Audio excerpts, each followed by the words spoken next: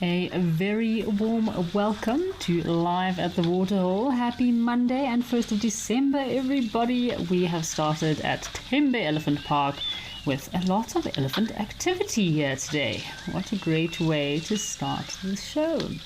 My name is Kerry Dupree and I'm very excited to be with you here as always. Just a reminder that this is a live and interactive experience, so please feel free to send through those questions and comments. We do love hearing from you. I also have some questions of myself that I will be sending out to the viewers today. So head across to our portals where you can send those comments and questions. Have a look at these elephants at Tembe Elephant Park. It looks like a family reunion or a bit of a family get-together. We've got a variety of different elephants here today. Lovely to see an elephant breeding herd. We've got some elephant bulls. This big bull on the left, on the right, is having a great time in this little mud puddle, making quite a mess. And we've got some more bulls just on the other side of the dam here with this little pan. And a breeding herd. Don't often see elephant breeding herds here at Tembe, so we're always happy to see elephant breeding herds. And we have our floppy-eared elephant friend also at the waterhole today. Darcy Miller, thank you for joining. Darcy says, hello, Kerry and Mika. It is great to have you with us today, Darcy Miller. We are very excited to be able to be here with you live today. Look at these elephants. It's lovely watching these elephants playing in the mud. What on earth is going on here? Seems like this is the favorite little spot that the elephants are all coming to enjoy a bit of a muddy affair. Ollie Ethiop has sent through a comment. Hey guys, happy December. Oh my goodness, I cannot believe it is December already. Hasn't this year just flown by so quickly? I feel like the older you get, the quicker time flies. Definitely when you're younger, I feel like time does drag, and then as the years pass by, they definitely do get faster and faster. Time flies so quickly, especially when you're having fun, like now here at Live at the Waterhole. We've got a few floppy-eared elephant friends here today. The youngsters are getting in there. Everyone is enjoying this nice little muddy puddle. Look at this youngster on the right, lying on his side, getting his little spot in this mud puddle.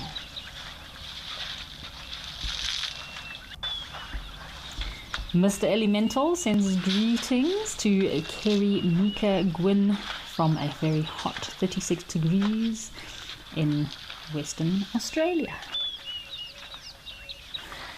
Alrighty folks, so there seem to be elephants all over today, so let's head across to Lentor where there's another interesting elephant waiting for us.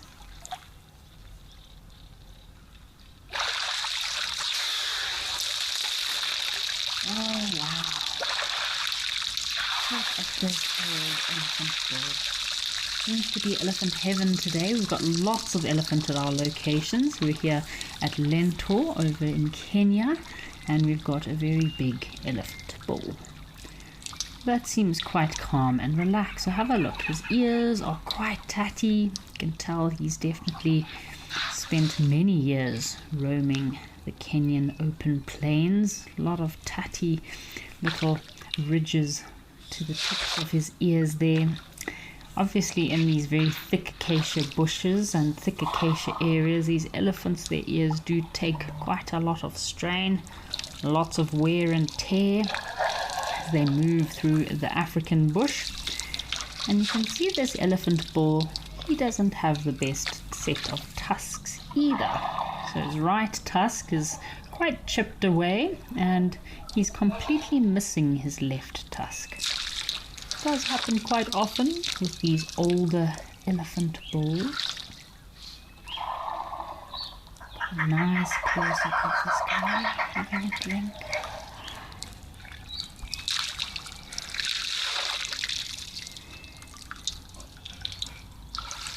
Just listening to the sound of this elephant as he slurps up the water, squirts it into his mouth.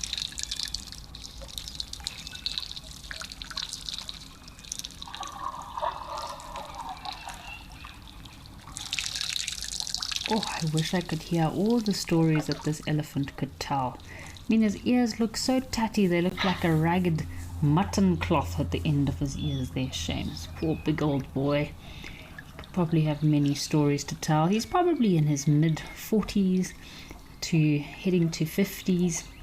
Shame. I heard that Craig, the big elephant tusker, had a bit of a scare recently, possibly over the weekend. He was down on his side. So Craig is one of the big elephant tuskers, famous elephant tuskers, known to be in Amboseli, I believe. He was not doing so well on the weekend, but he is safe and sound. I think with the change of the seasons, often these big elephant bulls get a twisted gut.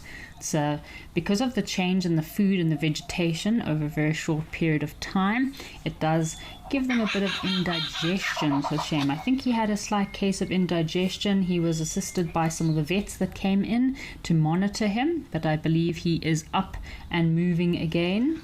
He even used the bathroom, nice big dung that he managed to pass through his giant body, and he is safe and sound now. So that does happen from time to time, and some of these elephant tuskers have been known to die from a twisted gut like that. So it does happen often in horses and zebra, as well as smaller antelope. But this elephant bull doesn't have to worry about that. He looks like he is in great condition.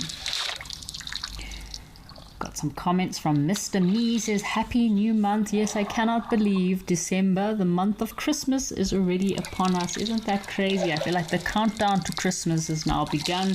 Everyone was finishing up for the year last couple of days or last week or so at work, and people are ready to head off on their Christmas holidays. So crazy how the season has already come to an end this year. My goodness. Tinas has sent through a comment. Hello, Kerry. When are you going on drive again? Tinas, I won't be on drive again for a while, possibly next year sometime. I've got a horse safari coming up, which will be my last safari for the year. But yeah, definitely looking forward to getting out there. Whether it's on a horse or a game viewer, whatever it may be, always excited to go out for our next adventure. Which brings me to my next question. I'd love to hear from our viewers where your Christmas holidays might be taking you. I know this is a great time for going away on holiday. Lots of people go in South Africa, might go to the coastal regions, maybe Richards Bay, down to Durban, Cape Town. Maybe if you live down by the coast, you might come for a more city-based holiday. I'm sure a lot of South Africans head to Namibia, Botswana, Zambia, Zimbabwe for that festive holiday season. So I'd love to hear from our viewers. Where are you planning your Christmas holiday excursion? Where will you be spending your Christmas? I'm heading to Victoria Falls to meet up with my family. So very excited. I'll do a bit of a road trip with my boyfriend through Botswana. We'll go and see the Makadikadi pans, pass through Nata, go through Chobe, and into Victoria Falls. So that's where I'm planning on spending my Christmas. So I'd love to hear from our viewers. Where are you spending your Christmas season? Look at this elephant. You can see how old he is. He's very sunken in his head there, in his forehead. Lots of wrinkles on his trunk. My goodness, he is an old bull. Check out this guy. So generally the lifespan of some of these big elephant tuskers, I was speaking about Craig earlier, I mean some of them can live to about 53, 54 is probably the record age for a savanna elephant. But generally that's for the super tuskers, which some of them are very closely monitored, but generally the average lifespan of an elephant is about 45 to 50 years of age. Alrighty folks, let's head across to Rosie's pan and see what interesting little creatures might be waiting for us there at Rosie's.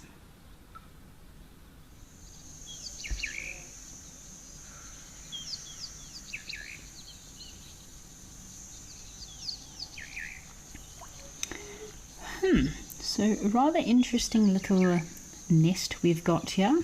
So we've got one last question from our big elephant. Claire Cat says, wow, this elephant bull, he has been in the wars, tatty ears as well as damaged tusks. And yes, Claire, I agree with you. That big elephant bull definitely has he must be quite up there in the years. He's seen a lot of battles and fought through a lot of challenges in his life, but he still seems to be going very strong. So what we've got here, folks, is a foam nest tree frog. So it's very interesting. These foam nest tree frogs, they're very well known for having these distinct breeding strategy. So they create this white foam, so it's a frothy, foamy nest that hang above the water. So these amphibians do occur quite widely across southern Africa or sub-Saharan Africa, including South Africa, Zimbabwe, Zambia, and Botswana. So the female and one of several males will whip up a foamy, kind of erratic foam nest using the secretion. So while they are mating with one another, the male will stridulate his back legs, so that's rubbing his back legs very quickly together as he excretes a liquid, a substance, to create this foam nest, and then the female will lay her eggs within the nest. So they'll normally have it in overhanging branches close to water. So I'm a bit suspicious what has happened in this case, because this is definitely not right above water. Maybe it was a branch that used to be above the water, could have been broken down by elephants, or we had a massive storm here last night. I know some of us in Gauteng probably struggled to sleep last night with all the thunder and lightning. It sounded like the gods were moving around a lot of furniture up there. It was quite a crazy storm last night. Lots of thunder, lots of lightning, so it could have been blown over by the wind, this tree. But ideally, these frogs need to be very good mathematicians, which I think if I was a foam nest tree frog, I'd probably fail in this department. I'm not very good at maths, but they need to make sure that they build their foam nest right above the water. And they need to make sure that the water does not evaporate before the little tadpoles hatch and erupt out of this foam nest. Otherwise, they'll land on the dry land and most likely not succeed in making it into the water. But ideally, if they've made their nest close enough to the water, once these tadpoles fall out, if they're lucky, these tadpoles might be able to wiggle their way down to this little water.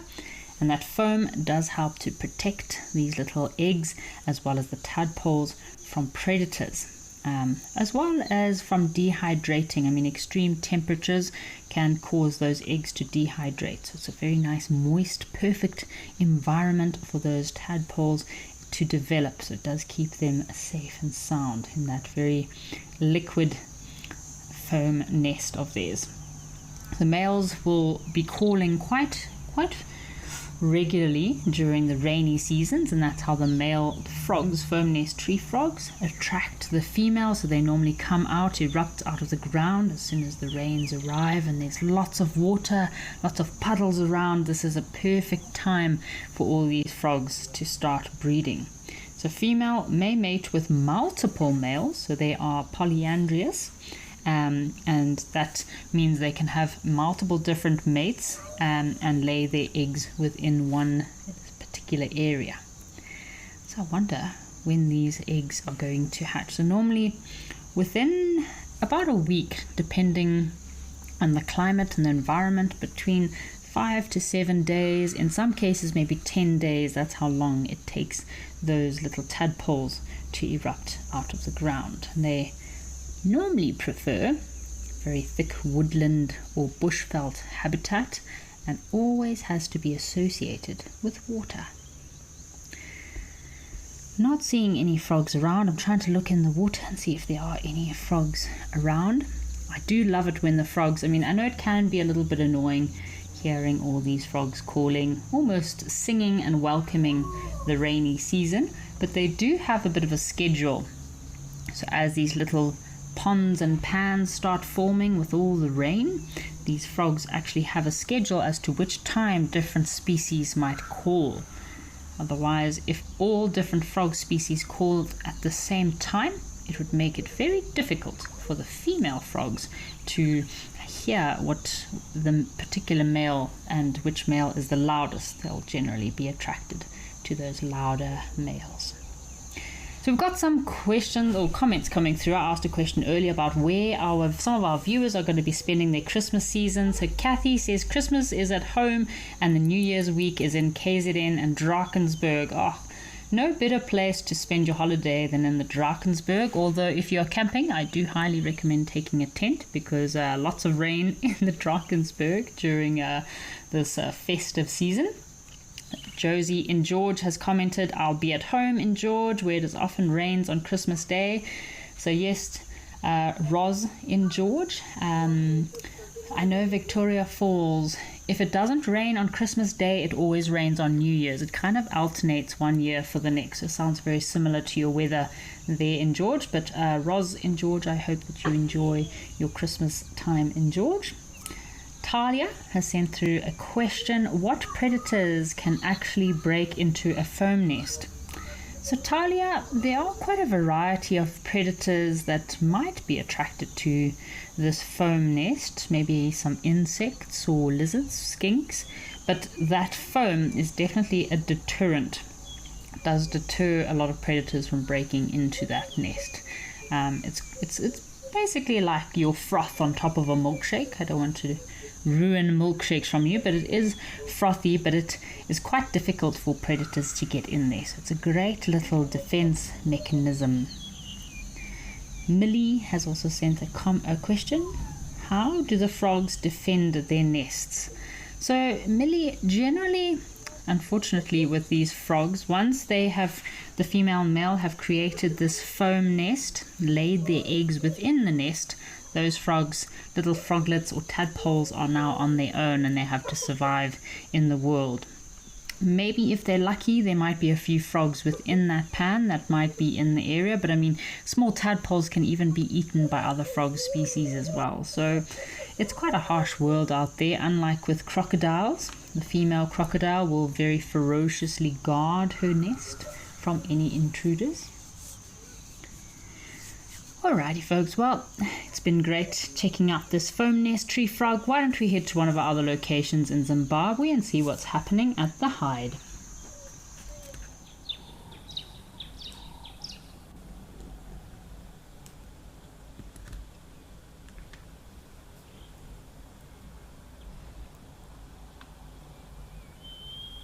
Ooh, have a look what we have here, folks. Looks like some yellow-billed kites that have arrived. They are a migratory bird. So this time of year in Wangi National Park, although the wildlife might not be as busy, it's not a busy season for game viewing, the birding is incredible in Wangi National Park during this rainy season. I mean, I know you can still see predators. There's still some lions around, of course. The wild dogs are always doing their thing everywhere. But you just don't see the numbers of elephants and plains game as you would see during the dry season. But the birds, oh my goodness, the birding is incredible. So you've got these all the kites, your kestrels, your hobbies all come through. There's lots of, with all the rain, it attracts and has a lot of insects like your alates, your flying insects that are all over the place, your termites, and that's what attracts all of these medium-sized raptors that come through this area. I remember I've obviously done a lot of horseback safaris in this area in Wangi National Park, and you can literally go riding in some of these open plains and you've just got thousands of kestrels, hobbies and yellow-billed kites flying and hawking, catching insects all around you. It's an incredible phenomenon to watch. You also have a variety of storks. We have lots of yellow-billed storks that come through, abdim storks, huge flocks of abdim storks, the grey-crowned cranes. You even have the pygmy geese, lots of white-faced whistling ducks. So it's really, the landscape really does come alive with birding during this green season in Wangi National Park. Very special time of the year. Looks like. Join me at Mabula Private Game Reserve from the 10th until the 15th of March 2026 for an exclusive 5 nights for only 6 guests here in the natural, relaxed environment. Explore South Africa's finest reserve here in the Waterberg and enjoy the wildlife and the diverse landscape.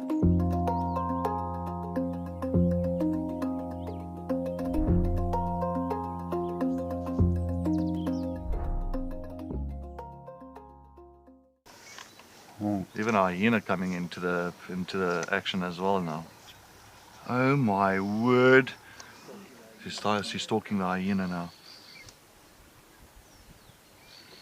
Leopard, hyena, lion, all together in one shot. Oh. Whoa. This is action-packed.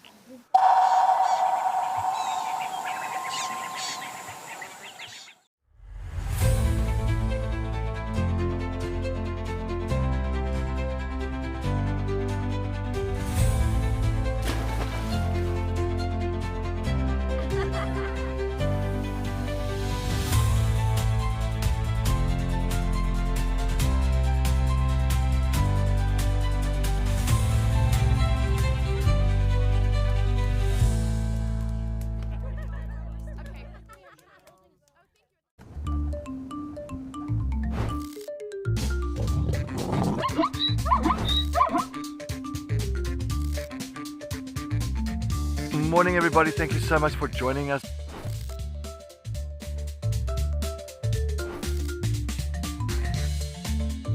Wow, that was amazing everybody.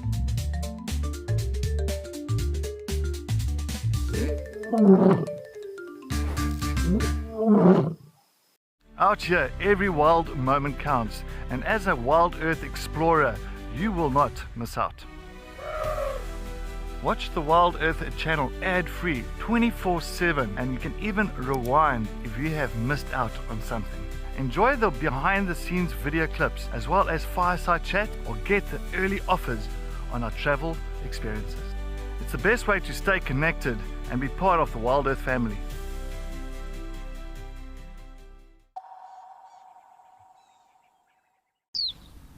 How special is this? The rainy season does bring out lots of different species that you might not necessarily think of seeing. No, we don't always expect to see much during the rainy season, but yeah, lovely to see these sable out and about. So you can see these two youngsters, probably from this last season, and sub-adults, probably about, I'd say, going on about 2 years of age or a year and a half, judging by the length of its horns. Few female. Very special sighting to see some sable. You can see that very classic deep dark black color of their coat, or in the females it's more of a lightish brown color. I do love how sable have a very thick mane, and of course they have their white markings or that white mask on their face, which is more commonly seen in southern Africa. What a lovely sighting. They'll come down, have a good drink for the day, head out and graze in these open grassland area, although sable are more commonly known to hang out in very thick woodland areas, a very famous woodland area, a famous woodland antelope species. So I'd guess they'd probably go down to the more thicker drainage lines. Seems like a better habitat for them. Oh, looks like we've also got a blesbok. Have a look just behind the sable there. There's also a blesbok that might be coming down for a drink.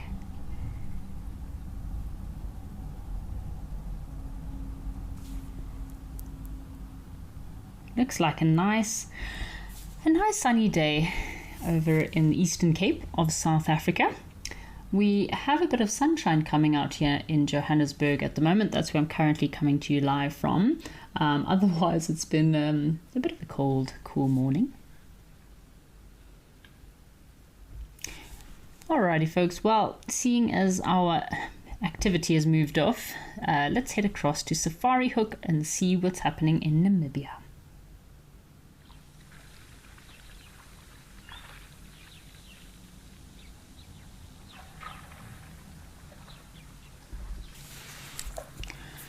Wow, we're having quite a busy morning already. Look at all of these animals. We've even got birds. Okay, so we've got some zebra and springbok, as well as one wildebeest that have come down to the waterhole to have a drink. We've got some blacksmith lapwings, We've got an Egyptian goose, looks like a great white egret, and I was just talking about the black storks that we sometimes get in Wangi National Park in Zimbabwe.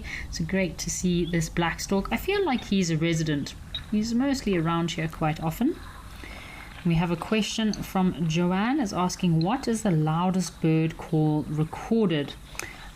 Joanne, I think in Africa some of the loudest bird calls I would have to say is your hardy-dar ibis. It's often considered one of the loudest common bird calls in southern Africa. It's not my favorite call, I must say, but yeah, a lot of people joke that it's the bird that has the national call of South Africa. So very common to hear the hardy-dar ibis calling in South Africa. Another very loud bird call that we have in Africa is the whooping and booming call of the southern ground hornbill, which can carry over quite a distance, up to 3 kilometers if it's an open savanna area, or up to 2 kilometers if it's a thick woodland area. So yeah, the southern ground hornbills have that very iconic territorial call, often heard in the very early hours of the morning or very late hours in the evening, also known as the thunderbird. It's a very soothing sound. Of course, you also have the African fish eagle, has a very loud call, a very iconic sound of Africa, which can also carry for quite a few kilometers. Our Egyptian goose looks like he's having just a bit of a mid-morning nap, tucking his bill away in his wing there. So it's still very dusty here in Namibia. They have not received any rains as of yet. So in southern Africa, it is our rainy season at the moment. Such a great time of the year. Everything is lush, green and beautiful. Fortunately in Namibia, they have not quite received any rains as of yet. We have another comment from Johan, is saying, hi Kerry and friends, just staying at home this Christmas and enjoying the game reserve around Pretoria. I hope you have a good time exploring the game reserves around Pretoria. There is definitely a lot that can be done. That's very close to Johannesburg and Pretoria. Of course, Mabulla is not too far away, so if you want to get away for a little weekend getaway, Mabulla is not too far, and there's been so many incredible sightings at Mabulla lately. I've been super jealous of Amy. Amy has had the most amazing sightings in just the last week or so that she has been there.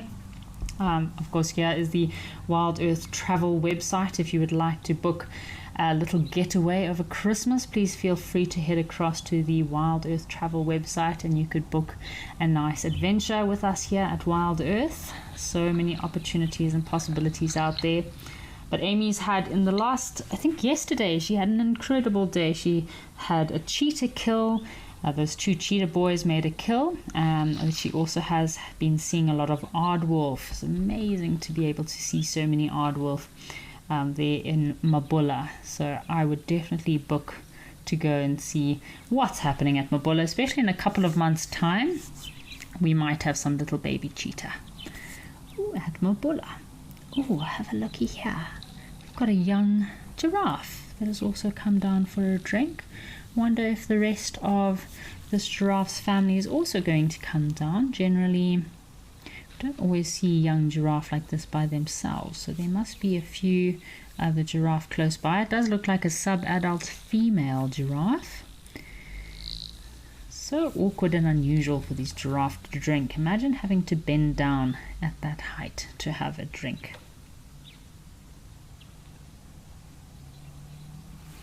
So Tinas has sent through a comment. Tina says, guinea fowl attacking their reflections in your bedroom window can be really loud. Oh my goodness, Tinas. Sounds like you live in quite a wild place if you have guinea fowl attacking your window. But yes, southern ground hornbills also smashing sliding doors, glass sliding doors, can also be pretty loud. So some of these birds like guinea fowl, southern ground hornbills, yellow-billed hornbills, red-billed hornbills, and even your little any birds that might be territorial, like pin-tailed whiters or paradise whiters. If they see their reflection, they think that there is a competitor or another male in the area. So they can get quite feisty, can get quite aggressive, and they tap away and think they're fighting an opponent.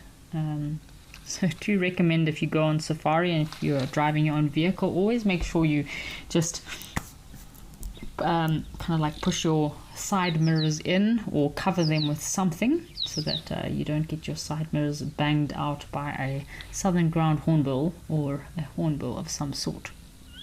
I know at Mabulla, while I think of Trishala, when Trishala was at Mabulla, must have been last year sometime, the hornbills actually came into the garage where we store the vehicle and they destroyed both side mirrors. Very territorial birds. Don't mess with a southern ground hornbill. Looks like we have some teals here as well. Maybe red-billed teals. They were also here last week, so lovely to see that they are still around.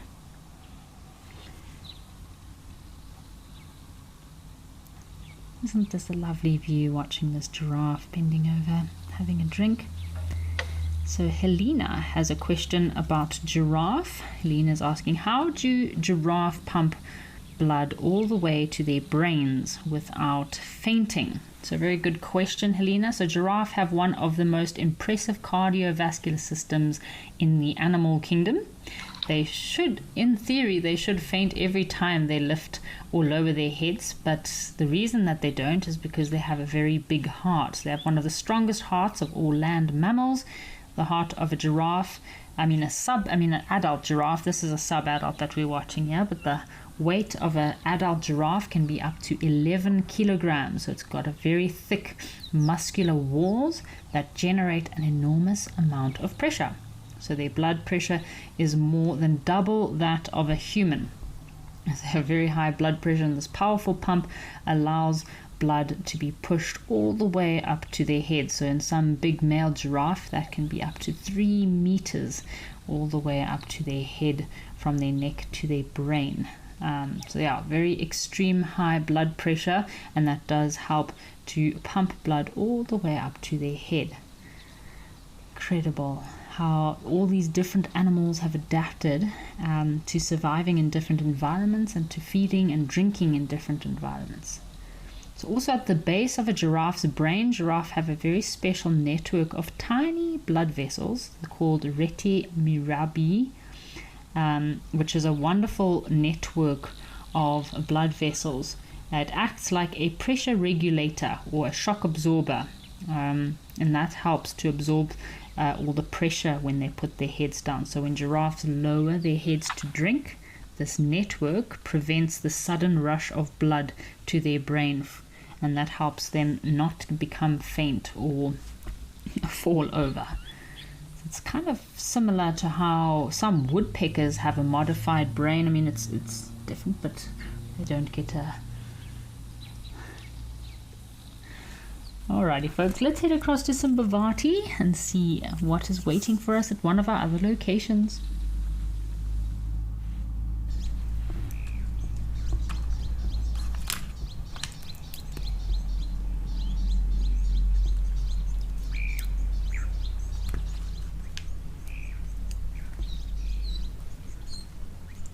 Looks like we have a herd of elephants that have just come down to the waterhole at Simbavati. Great to see a breeding herd. Oh, and we've got some little terrapins on this log on the left hand side as well, sunning themselves, enjoying the nice sunny weather. Do feel like these terrapins need to take advantage of the sun when it is out, because it's been quite rainy, lots of rainy weather in southern Africa and especially South Africa over the last couple of days. Some areas experiencing extreme rainfall, which is so good for the bush.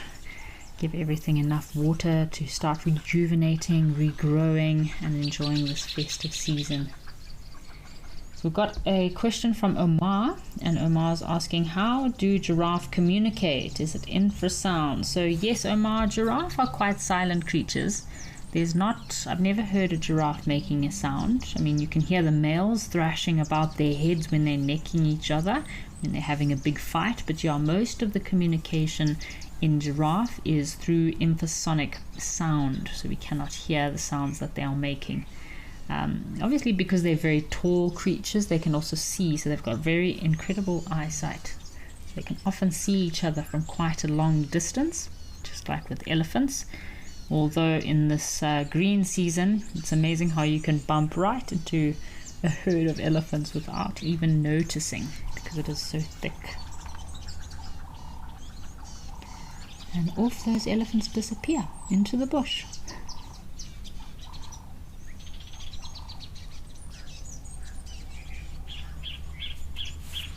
Alrighty folks, let's head across to Lentor again and see if there's any birds waiting for us.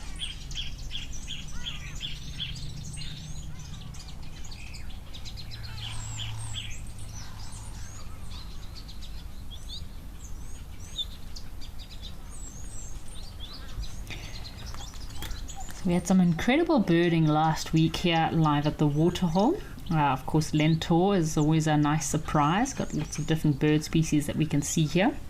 These look like the red-billed firefinches. We also had a very brief sighting of a cutthroat finch, which is one of my favorite birds to see at this location. We've also had a new sighting of a grey-headed silverbird, so we'll keep a lookout for those silverbirds, the cutthroat finches. We have lots of weavers coming down, and a lilac-breasted roller. We spent quite a bit of time last week watching and patiently waiting to see if a lilac-breasted roller was going to make a kill for us.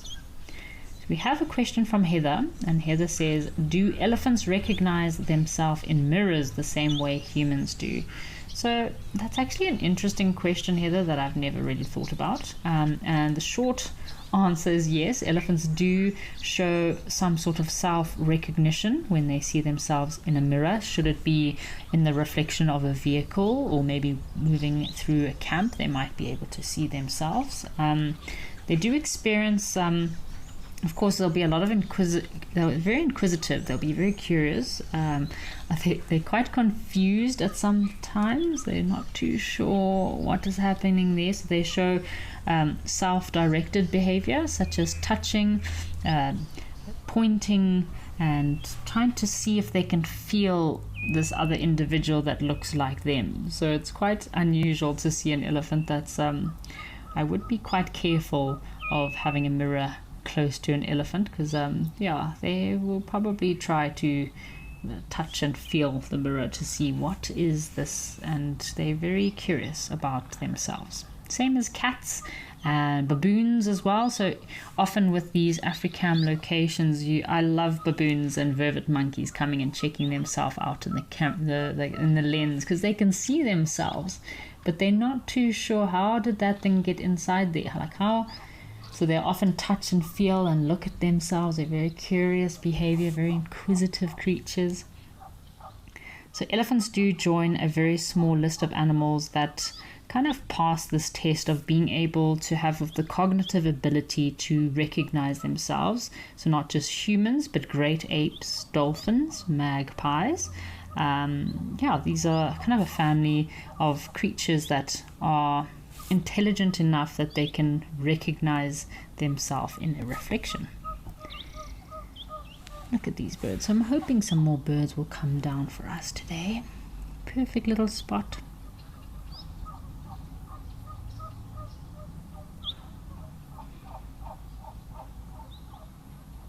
So some of the other weavers that we get that come down is the Vitellian weaver. We also get common bulbuls at this waterhole. I've seen nests of the white-browed buffalo weavers in the distance. You do hear them sometimes. Ooh, looks like we've got a starling here. Very busy little bees, these starlings, moving on just kind of around the pan, probably looking for a bit of a morning meal. Also get the bare-faced go-away birds that do frequent this pan quite a lot. Red-billed quelea also come down to this pan quite frequently.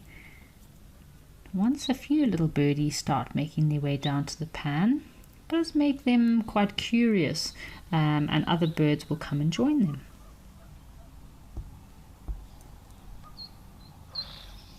Talking about birds, On Saturday, the 6th of December, Wild Earth is having their own big birding day. So on the drives, on the live drives, the guides will be looking to see what birds and how many birds they can find out there. There'll be a list and a tally of the birds that each naturalist finds. So if you are very into your birding and you want to test your birding skills, Saturday would be a good day to get those questions ready for the naturalists and just enjoy a nice bird-filled day. I do love these big birding days. It is always great to raise awareness of birds and how important they are in the environment and in our ecosystem.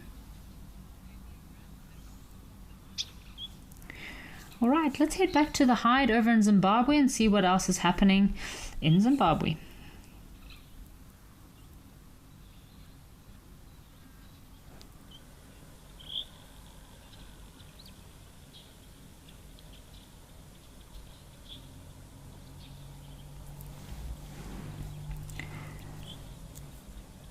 So talking about family gatherings over the festive season, it looks like this troop of baboons are having their family gathering around the Hyde waterhole. It's always a time of day I kind of dread when the baboons start coming to the waterhole and get a bit curious. That's when you must make sure there's no tea, snacks or anything around camp that might attract their attention. And the baboons can cause quite havoc in some of the camps across Africa. Oh my goodness. Some of the camps that I've done my horse safaris from in Wangi, there's been multiple afternoons. You turn for 2 seconds, next thing there's a big male baboon right on the tea coffee station.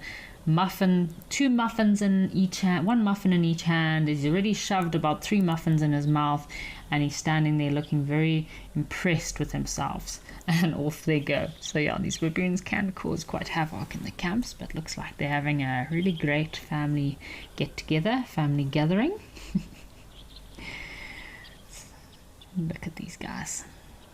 So with Christmas approaching, I have another question for our viewers. I wanted to ask our viewers, what is your favorite Christmas food that you love to eat during Christmas time? I love my Christmas cake. I'm a very big fan of Christmas cake. My Oma, she makes a very traditional Afrikaans Christmas cake from scratch. And then, of course, if you put some nice Woolies custard, Woolies does this incredible homemade custard with vanilla. Put that vanilla custard over your homemade Christmas cake. It doesn't need to be laden with marzipan. I know some people are not big fans of marzipan, and that's one of my favorite Christmas treats. I'd love to hear from our viewers to hear what is your favorite Christmas treat. So much food is coming. I'm making sure I'm running as much as possible in preparation for the festive season. Just like these baboons are having an all-you-can-eat buffet at the moment, there's so much food out there for them to feed on. I know it is also a good time for us humans to feast and enjoy ourselves, maybe overindulge a little bit too much. So Farai is asking a very good question. Farai is asking, how do baboons decide who becomes the dominant male in a troop? So Farai, just like in most primate species, as well as antelope species, that position or post as the dominant male is something that needs to be fought for and constantly maintained. So these dominant males will have to, if they want to take over a troop, they'll have to challenge the biggest male within that troop. They'll need to be the biggest and strongest and make sure that they are fit and strong enough to battle it out with the big boys. And if they are successful, they will then take over the troop.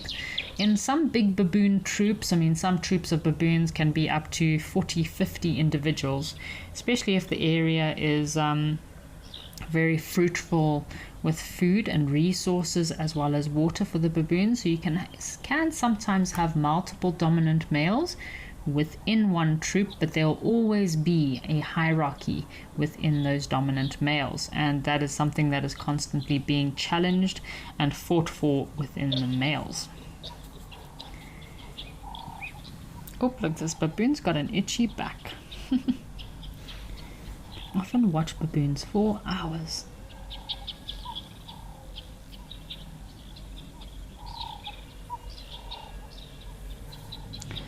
So Trixie Rose has sent through her comment of her favorite Christmas delight or treat. Apparently Trixie Rose says Graham Beck and any pudding.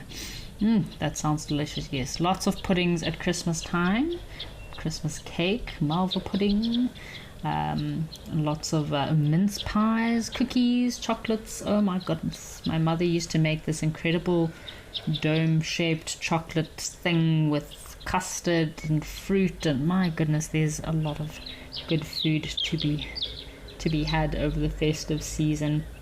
I feel like it's a great reward for a hard worked year. We've had I feel like we do deserve a bit of a treat every now and then. So I hope everyone enjoys their Christmas time with their families, feasting away on all these delicious treats that are out there. Melanistic Marble's favorite Christmas treat is a roast duck with all the trimmings. Oh yes, roast duck with some roasted onions, roasted potatoes, baby potatoes, lots of vegetables. It was also a great treat. Oh, look at these baboons. These two young baboons having it out, having a bit of a fight with one another. It's very important for their social development, this playtime, fighting with each other in baboons and all species. Lions too. It's when they develop their cognitive skills.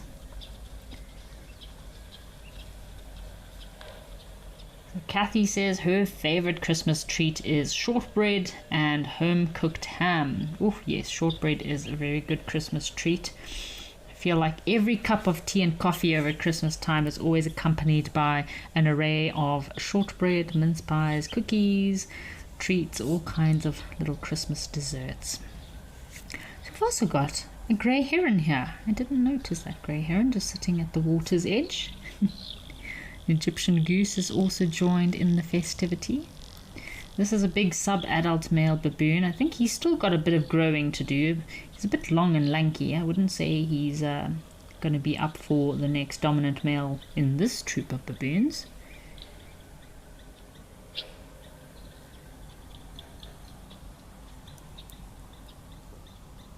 So much happening at this waterhole today. Lots of activity.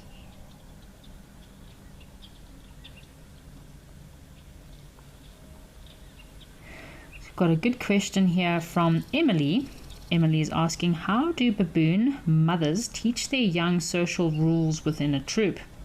So Emily, baboons are quite fascinating in how their social knowledge is passed from mother to offspring, especially with the complex hierarchy of a troop of baboons, which does help in the social development. So social grooming lessons is very important. So mothers groom their infants from birth, teaching them the importance of hygiene and social bonding.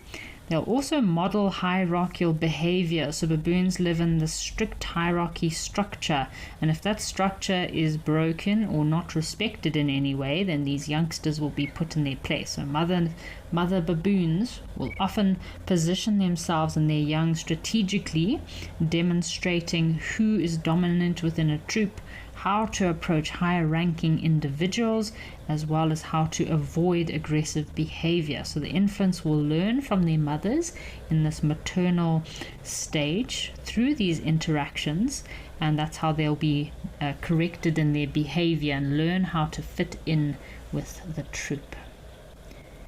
It is looking so lovely and green here in Wangi. I must tell you, about a month ago, this was a completely different scenery, completely dry and barren, just this grey, typical like white grey soil of Wangi National Park. So it's nice to see everything is flourishing, green grass everywhere. It's looking absolutely incredible, teeming with life. So Joanne Miller says she loves baboons. Oh, got some impala that have just running across the screen.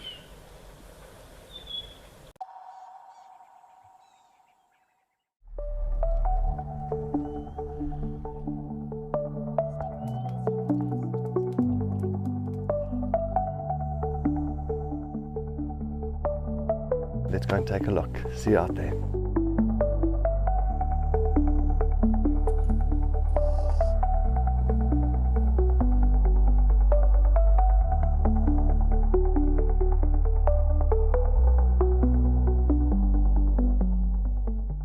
The Earth Impact Foundation is a non-profit that uses the power of wildlife storytelling as a force for good.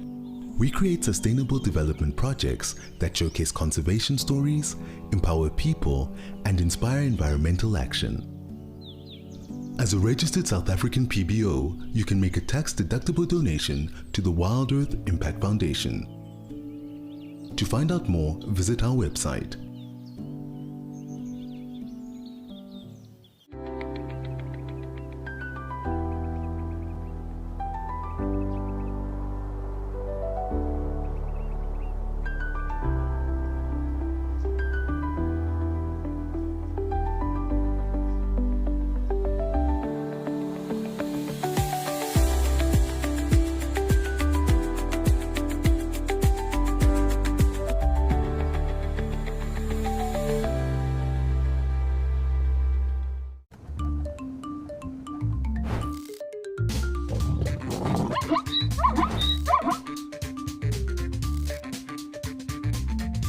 Morning everybody, thank you so much for joining us.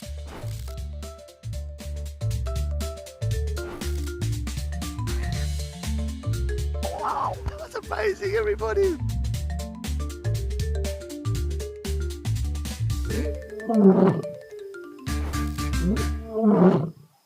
Out here, every moment counts. As a Wild Earth explorer, you won't miss a thing. Watch the Wild Earth channel ad-free 24/7 and rewind if you want to catch something again. Enjoy behind the scenes videos, fireside chats, and early access to travel offers. It's the best way to stay connected and be part of the Wild Earth family.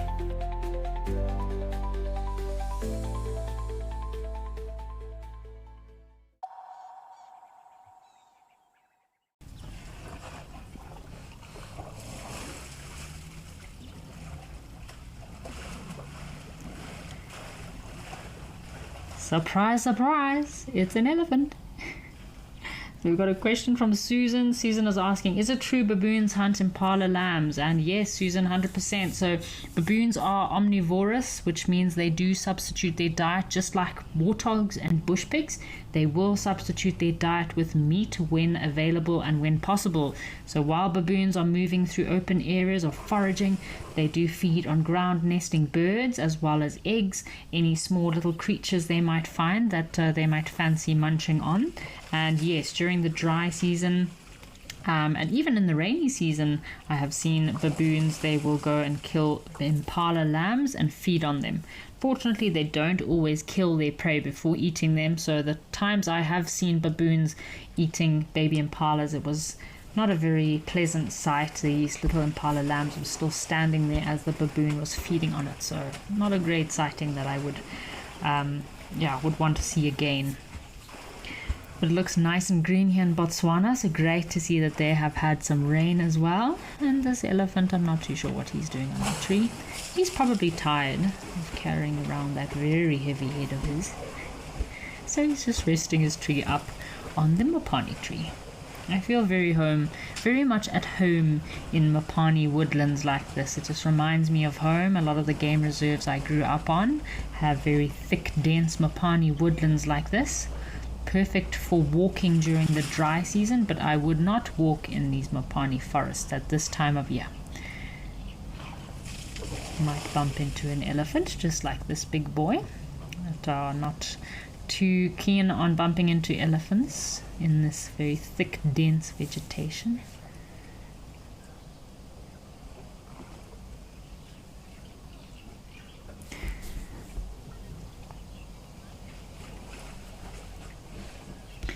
Alrighty folks, well our elephant looks like he's disappearing. So while our elephant disappears into the African bush, let's head over to Stony Point and see if we can find us some penguins.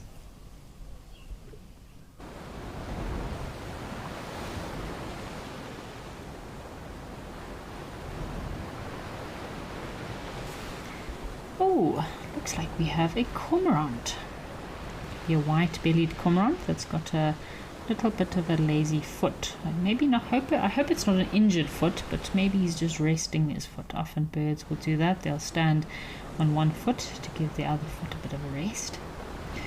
Got some comments that have come through. Marion Vermaak has sent through a comment, leaving for USA tonight, taking ingredients for peppermint crisp. Oh, yes, I do love a good peppermint crisp. I must say I'm a huge caramel fan, so anything with caramel and chocolate is just an absolute winner. You know, we obviously have lots of camps in Africa that serve banoffee, the banana toffee. Oh, that's also a great dessert. Erica Oldno says trifle with fresh vanilla custard is great. Yes, I agree with you there, Erica. Nothing better than a good trifle with a very good vanilla custard. Computer Enthusiast says happy holidays is best spent with family, friends, strangers, friends, and helping others. Yes, it's a very good time of the year, this festive season that is approaching us. It's also a good time to just disconnect from reality a bit and unwind and reconnect to yourself. I just love being in the bush. For me, it's the best time to just go out into the bush, disconnect, turn off your phones, put them on flight mode, and just reflect on the busy year that you've had and prepare for the new year that's coming, all the new adventures, all the new opportunities that are coming and waiting for us. I wonder what this cormorant is up to. He's giving himself a bit of a groom. So these cormorants will go and spend a lot of their day in the water. They've got these feathers that are specially adapted to being wet all the time.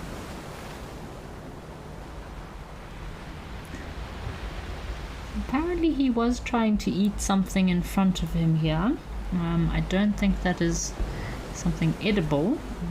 Maybe he's having a lazy morning, not feeling too enthusiastic about going out fishing so early on a Monday morning, although it is almost midday.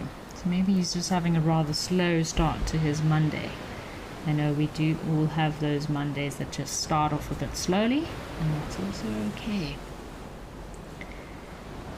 I hope everyone's having a lovely Monday so far otherwise.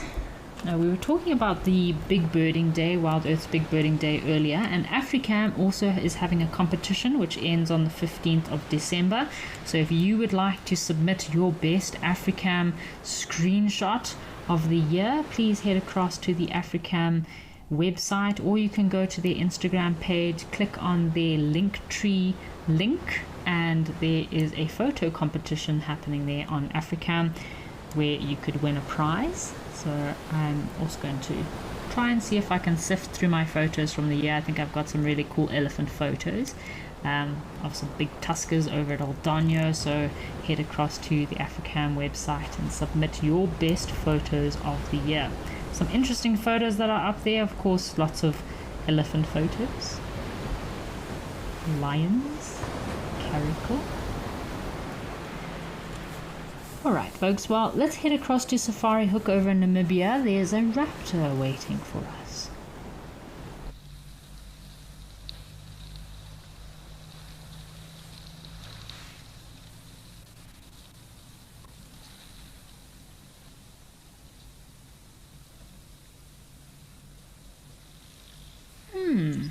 I am trying to wonder what raptor this could be.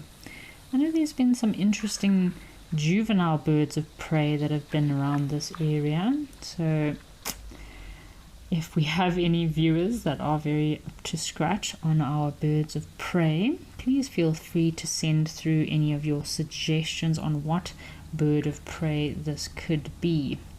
I'm going to take a look.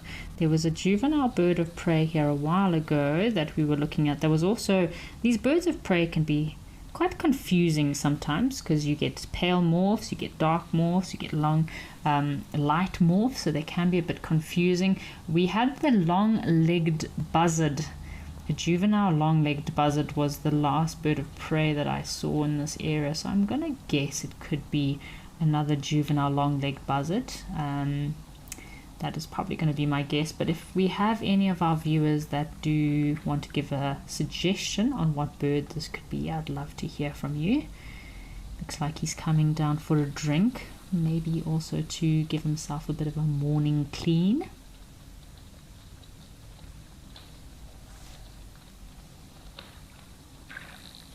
Definitely a juvenile bird. You can see he's not quite developed his adult colors.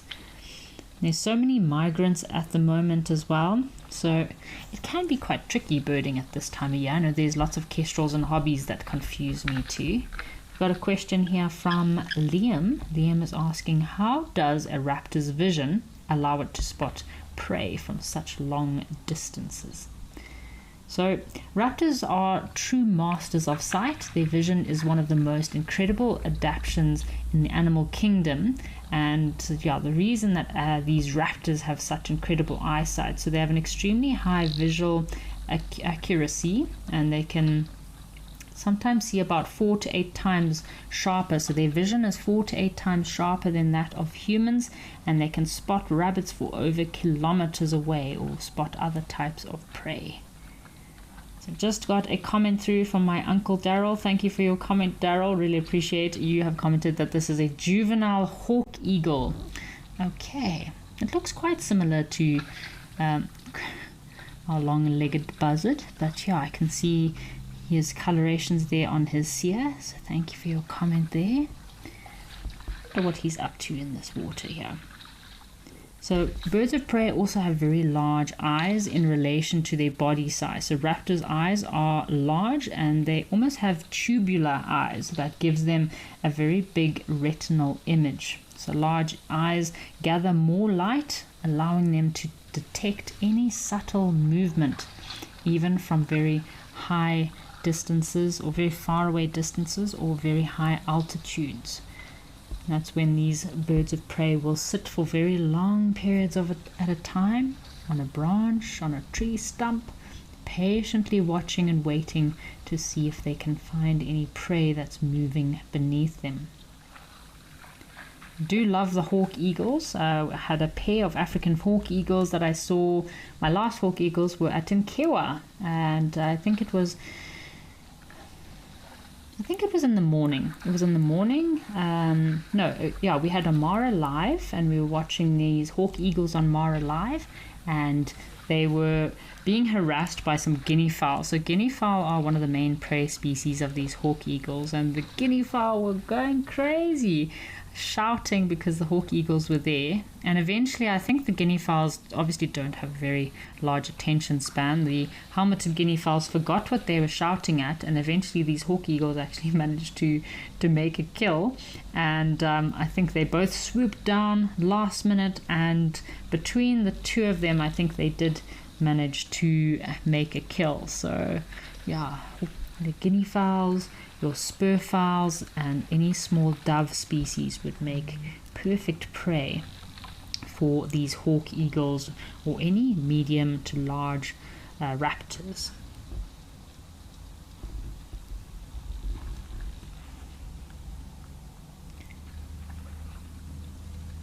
I'm hoping he's going to have a bit of a splash, clean his feathers a little bit for us. It looks like quite a hot day in Safari Hook in Namibia. When these birds of prey do come down, it's the perfect time for them to cool themselves down. Got a question here from Mandla. Mandla's asking, how do young raptors learn to hunt efficiently after fledging? So Mandla, young raptors go through a careful learning process after fledging to become efficient hunters, and that's by observing their parents. So they'll often observe their parents and how they hunt, the strategy in which they hunt. So they'll learn where prey is likely to be found, how to approach their prey silently, and when is the right moment to strike. So it's often done by learning from their parents. They'll also practice quite a lot. So while fledging, when their fledging begins with very short, clumsy little flights, they'll build their strength and coordination. These flights are often accompanied by mock hunting, where they'll practice how to hunt, where they'll practice swooping, diving, and grasping objects. And that's how they develop these cognitive skills in order to become these efficient raptors. Alrighty folks, let's head across to King's Camp and see what else is happening out there today.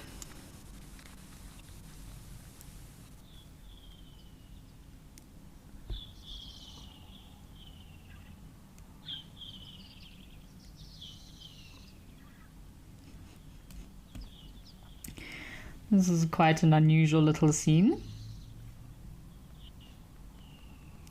those legs. They're really strange looking creatures, these terrapins, aren't they? Sharing their little sun basking log. We were talking about how in some of these locations in southern Africa, especially South Africa, our Africam locations, it has been bucketing down with rain.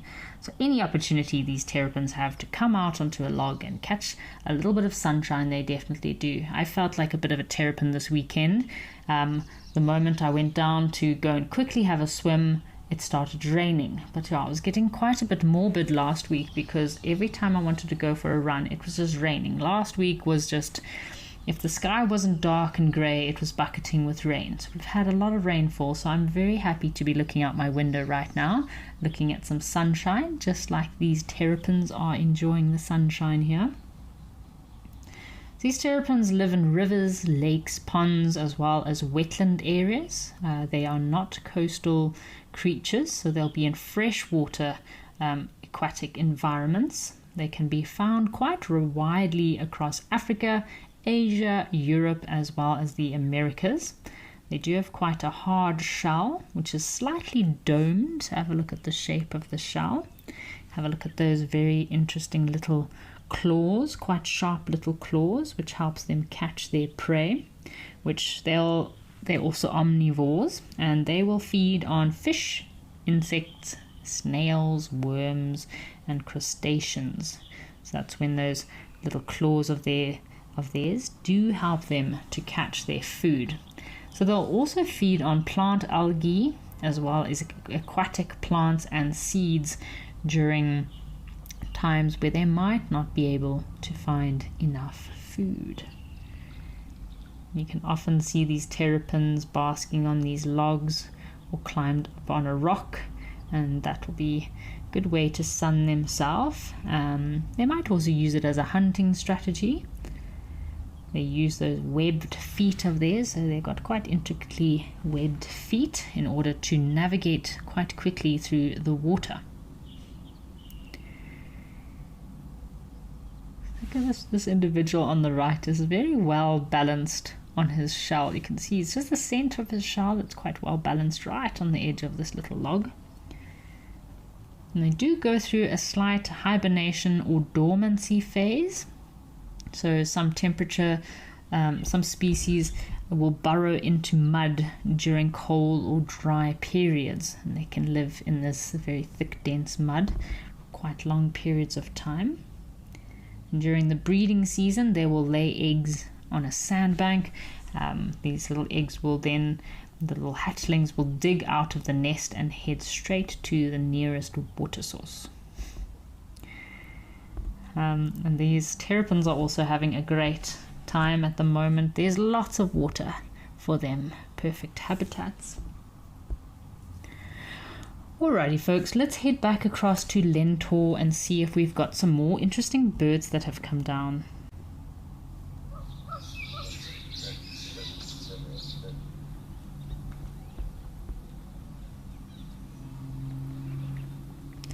Ooh, hello. We don't have birds, but we do have a troop of baboons.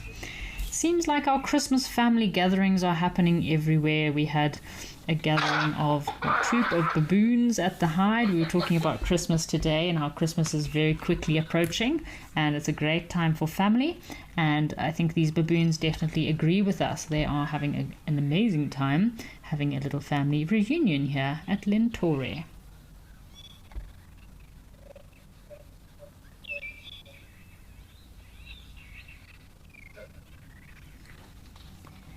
Lots of shenanigans going on with these baboons. Look at this little one on the left here. Such a mischievous little face. This is most likely the olive baboons. And they are, also occur in rather large family troops, anything between about 20 to 30, 40 individuals. And if I was a baboon, I don't think I'd want to be a baboon living in this area. I think there's a lot of competition in this area, in this Lentora area, because I've seen quite a few baboons in this area with rather unpleasant injuries, missing parts of their face and lips and ears. And so again, when there's a lot of competition in these family groups, there can be lots of fights, some domestic violence that goes on in these troops of baboons, especially if it's young males that might not be submissive or very respectful of the older males. There can be quite nasty fights that take place amongst these baboon societies. You can see this female baboon on the left. She's obviously in season, ready for mating. Her rather large bottom is quite attractive to the big male baboons.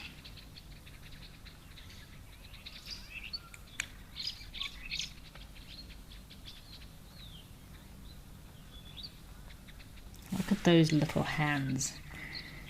Perfectly little dexterous fingers, just like us humans, and that's so that these baboons can manipulate their food so that they can pick berries and fruit, pick grass seeds.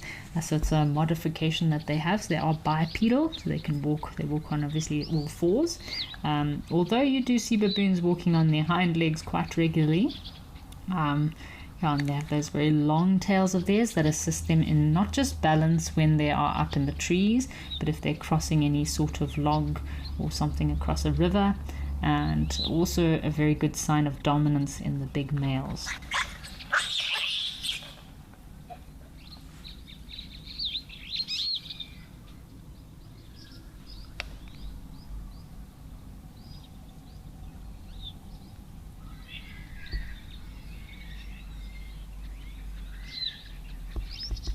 See all these young, very young mischief baboons. I've got a question here from Helena. Helena's asking, what are the main species of baboons and how do they differ? So of course we've got more commonly the Chakma baboon in southern Africa. These look like the olive baboons. So the olive baboons range varies from West and East Africa, which includes Kenya, Uganda, Ethiopia and parts of Zambia. So the olive baboon has a more of a olive greenish coat, very long, thick coats, very long. The males have very long, like dog-like muzzles and very large teeth. So they occur in savannas, woodlands, and semi-arid areas. So very similar habitat to that of the Chakma baboon, which we more commonly know. These baboons are very highly adaptable. As I mentioned, they live in large troops of even up to 100 individuals. It's incredible. So you do also get the yellow baboon in Eastern Africa and Kenya and Tanzania and Uganda. And the yellow baboon has more yellowish brown coat, as it implies in the name. They're slightly smaller than the olive baboons and have a more pronounced mane, especially in the males. And then of course our Chakma baboon, they're more commonly seen in southern Africa, so South Africa, Namibia, Botswana and Zimbabwe, and their coats are a lot darker. I found those olive baboons that I saw in Kewa. The coats are very, very thick. It's definitely quite noticeable how thick their coats are. I would not want to be an olive baboon on a hot day in Kenya. It must get quite warm with those thick coats of theirs. And they're quite a bit smaller. They're about, a big male is about 10 to 15 kgs smaller than that of a Chakma baboon. So the size is a little bit smaller too. So Gary is asking a good question about baboons. Why do baboons spend so much time grooming each other? So Gary, this grooming time that baboons spend grooming one another is a very important part of their social dynamics and social bonding. We mentioned earlier about how young baboons within a troop learn the hierarchy within a troop, and that's a very good way for them to learn. So they'll follow and learn from their mothers. Their mothers will show them where and who they can groom. If they go and try and groom an individual that is the wrong individual to groom, they'll be very quickly put into their place, followed by a lot of squeaking and unusual sounds from these baboons. But yeah, generally it's also a good way to win the affection of older or more dominant individuals. So a young baboon will often go and almost, you could say, they'll suck up to the older baboons within a troop to gain their favor. It's kind of like, well, I scratch your back, you'll scratch my back, but a one-way, a more one-sided interaction to gain favor from older individuals. So you can see this.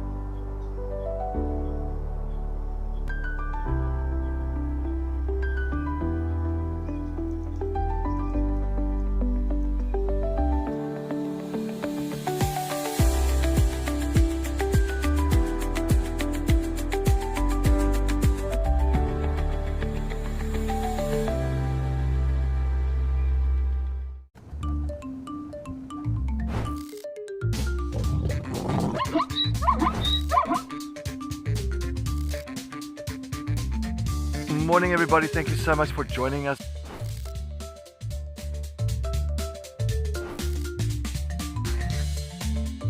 Wow, that was amazing everybody.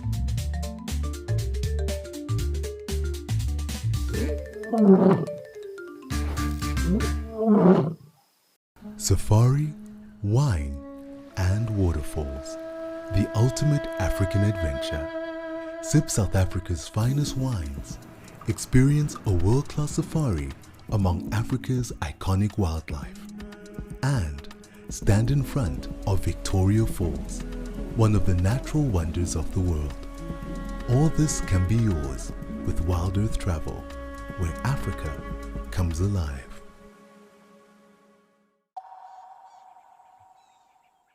Namibia, and we have our African hawk eagle that looks like he's cooling himself down.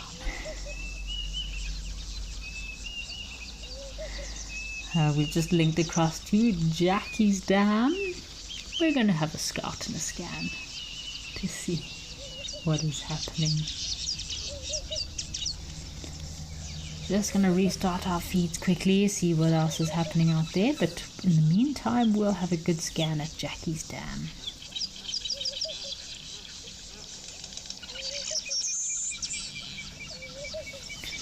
Alrighty folks, we've got our feeds back. Let's head across to Botswana and see what's happening at Menoakwena today.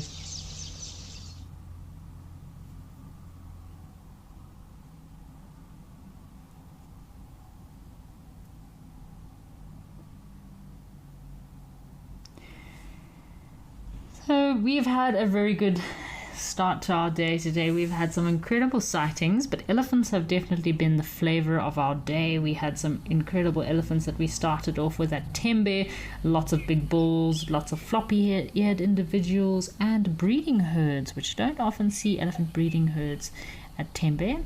We also had a very big and old elephant bull over at Lentore, and nice to see some more big elephant bulls here in Botswana at Menoakwena, also looking like a nice hot day, probably very humid with all the rain around, but nice to see that the grass is coming through, and these locations are just thriving with life. Lots of butterflies flying around at the moment. Perfect time for photography. If you're into taking pictures of any little insects and little creatures, this is the time that butterflies thrive. So we've got a question from Kelly. Kelly's asking, what's the most unique thing you saw in the Masai Mara? Kelly, That's a very good question. I had quite a few mammal lifers, but I think for me the most unique and special thing I saw was I had 2 dik-dik sightings, so very rare to see a dik-dik. First time I saw a dik-dik, and I think that was probably my top sighting. I mean, it's difficult to choose because there were so many incredible sightings. I had quite a few mammal lifers, the dik-dik, your Coke's hartebeest that we saw, Grant's gazelle. So yeah, man, there was just so many new mammals to me that I've never seen before, but the dik-dik was one of my special ones. Of course, we had incredible leopard sightings as well as cheetah, the Sand River lions on the Sand River, which is also very special. I actually just had a call with Big James just before the show started, just had a quick catch up. I was trying to find out what was happening with some of the predators, and James told me that Nyaseku, the female cheetah, I was wondering if she's had her cubs yet, but she has not had her cubs yet. She's still looking rather large and plump. I believe, hopefully, Kazuri, the female leopard, is maybe back in the area, maybe if we're lucky. Tim and Big James will be able to find her for you. And Manuele from the Blackrock Pride was mating with one of the Blackrock females that hasn't yet had cubs. So very exciting to see that activity yesterday. Lots of lions around. I believe Tim is having a great time. I also found out about Laluka, the female leopard that they've been seeing. I was very curious. Where is this female leopard? Where is Laluka? I didn't see her when I was in that area, but it's a completely new area which I didn't explore while I was there. So very well done to Big James and Tim for all the amazing sightings that they have been having. It's been very busy, very festive. At just a bit of an update from our other locations, Eric is at Chitwa at the moment, and he had a last minute sighting of, I think it was the Inkahuma lions. So nice to have some lions there at Chitwa. Steve is also back in Sandringham, and he also had a lion-filled day yesterday with the Black Dam lions. And of course, we mentioned about Amy at Mabulla, and she's been having some amazing sightings with those cheetah as well as the aardwolf. I've got some lucky aardwolf socks and brown hyena socks that I'm going to be wearing next time I go to Mabulla, because Amy has had some incredible luck with those aardwolf. Interesting day she had the other day of an aardwolf actually using a latrine, so marking its territory. But don't see that very often.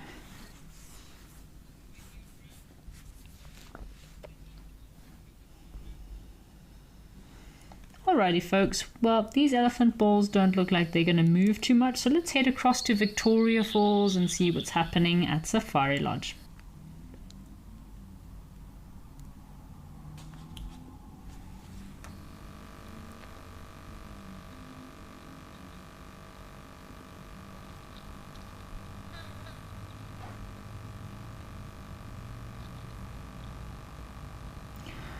Wow, it's been a while since I've seen kudu. Lovely to see some kudu. Looks like we've got two young male, there we go, 2 young male kudus and a few females. They look like they're not in too bad shape. It's all this green grass. There's such an abundance of food for these kudu at the moment. It looks like it is a nice blue sunny day in Victoria Falls. I was talking about the weather in Victoria Falls during the rainy season. I do love the green and the rain, but I don't the humidity in Victoria Falls. I think I'd rather be in Wangi National Park for the rainy season, because there's not as much humidity because of all the water, the Zambezi River, the Victoria Falls right there. Victoria Falls area becomes very humid during the rain, so you pray for it to rain, because all those clouds build up lots of humidity. It can rain, and an hour after it's rained, the sun is out and it's back to being humid again. So it's a very humid time of year, but it's good to see the impala and the kudu. Look like they're in great condition. And I don't know what we've got down at the waterhole, if that's a yellow-billed stork or a spoonbill. So we've got a question from Mia. Mia is asking, why do elephants have such strong memory? So yes, Mia, elephants are famous for their incredible memories, and it's just a saying, so it's a critical part of their survival. And the reason why is because elephants need to have a large and highly developed brain. So a big male elephant's brain can weigh anything between 4 to 5 kilograms, and the brain is responsible for their memory and of course for navigation and for development and social skills. So they need to be able to remember these extensive pathways and all of these areas that they need to be able to move through in order to get enough food and resources.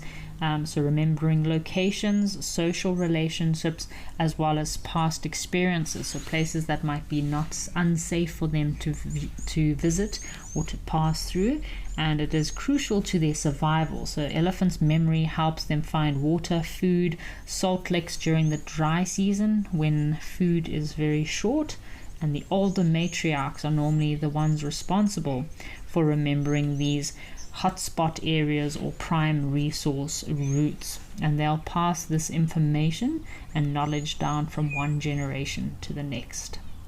So elephants do also have multi-generational family groups, and that's why they need to have this incredible memory in order to remember all these different individuals within their social structure. So I find it's very similar to primates. Primates also have incredibly large brains and are very intelligent, good memories, and that's because they have an array of different social structures and social interactions between different members of their troop and surrounding troops that they need to be able to remember this information.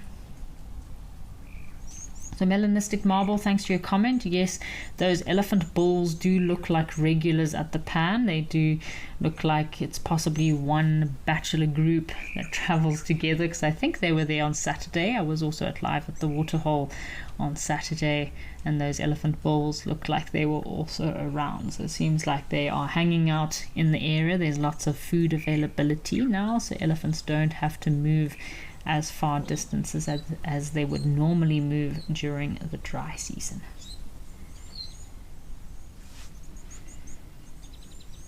We've got some young impala just having a bit of a jousting and jostling with each other.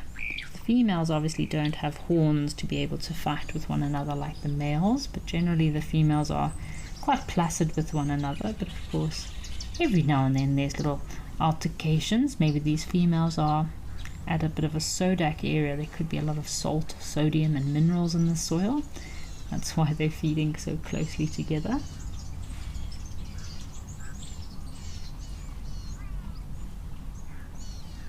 Lots of butterflies here at Victoria Falls as well. Love to hear the sounds of any cuckoos that might be calling.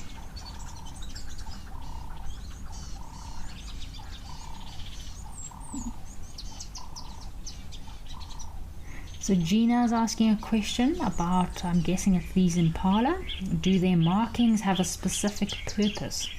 So Gina, everything in the natural kingdom has designed, adapted and evolved in order to fit into the environment. So just like with impala and kudu, their different colorings and markings serve as a camouflage in order to blend in with the savanna and the woodland environments, helping to break up their body color so that they are less visible by predators. So just like with this kudu, you can see they've got the lateral lines, normally between 7 to 9 lateral lines down their bodies, and because these kudu occur in very thick woodland areas, it helps to break up their body, and if they stand still enough, it's amazing how quickly they disappear into the woodland areas. They look just like long like they've got these long sticks or trees. They just blend into the sticks and trees. So often kudu will hang out in, for example, these little terminalia thickets. Terminalia branches are very similar color to that of the color of a kudu's body.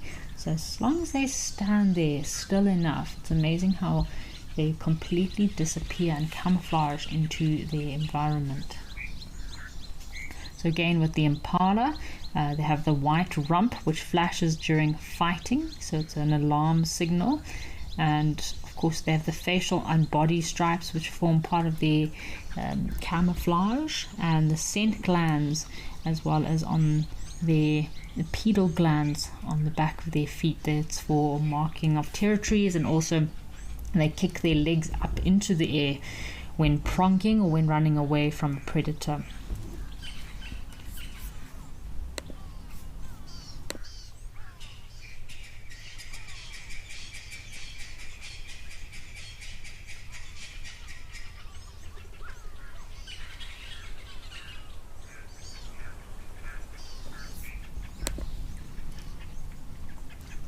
Perfect time of year for all these little sodak areas to start popping up. So that's what they'll be looking for, the salts and minerals in the sand. So they're licking away at the sand here. There's probably a lot of nice minerals that they're getting out of the sand.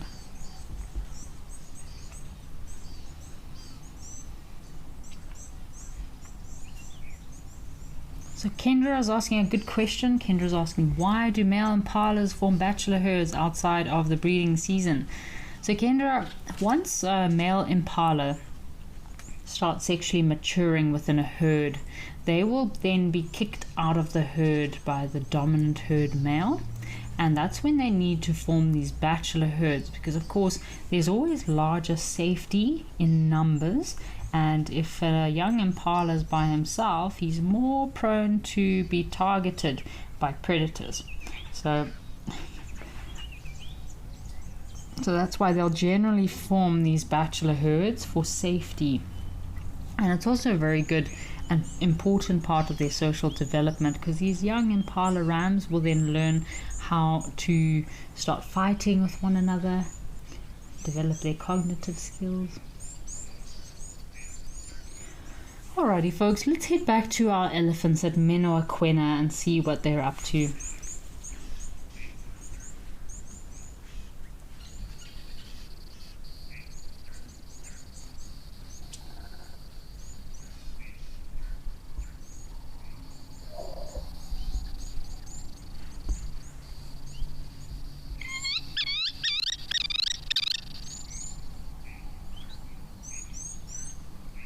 Look at all these butterflies. My goodness, there are so many butterflies. So I think, was it on Saturday, we had a nice close-up on the butterflies here, and there's a lot of these butterflies could be from the white-veined family of butterflies. It's a perfect time. They're also coming down to get some moisture from the ground. These bachelor bulls look like they're quite tight-knit family structure here. The groups of adolescent or adult male elephants that are not part of a matriarch family herd. They can be composed of anything between 2 to 10 bulls, but can be larger depending on the population density. And it does form, as we mentioned, with the impala. It helps to form a nice, safe environment for these young males to be groomed and practice their social skills.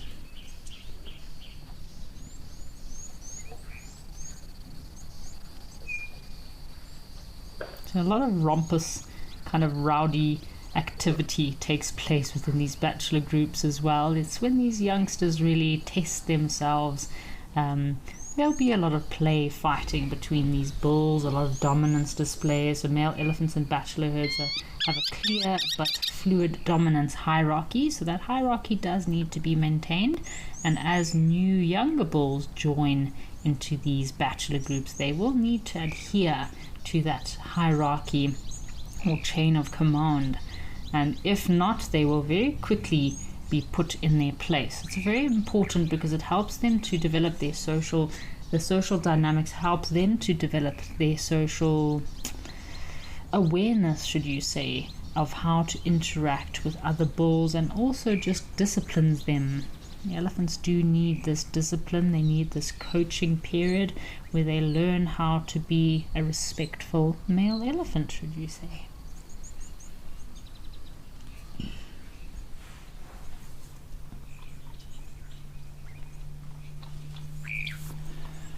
Alrighty folks, well, let's head across to one of our other locations in Botswana and see what other antelope is waiting for us.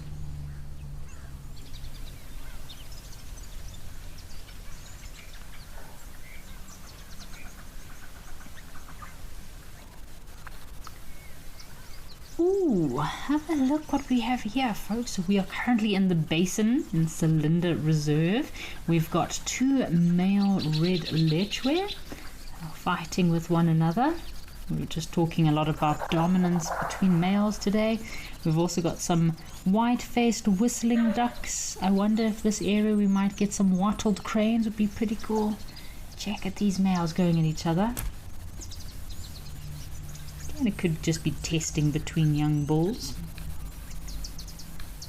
So this species of southern lechwe, or Cobus leche, found primarily in the floodplains, swamps and wetland areas of the Okavango Delta, the Lenyati floodplains, as well as Chobe River floodplains. So I think this might be a mammal lifer for some of our viewers. We don't often see red lechwe. I think it's also my first time.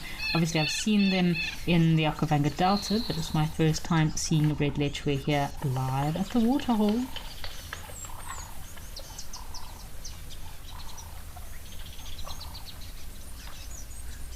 Look at those horns. I would not want to be stabbed by one of those horns. Very sharp, very fierce.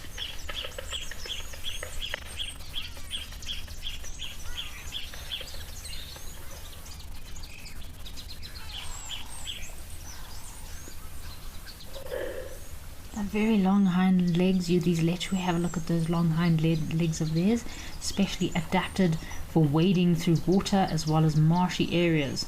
So only the males have these kind of forward curved spiraled horns for display, and as we are witnessing, also for fighting within the males. So looks like a bachelor group. There's some more male southern lechwe here.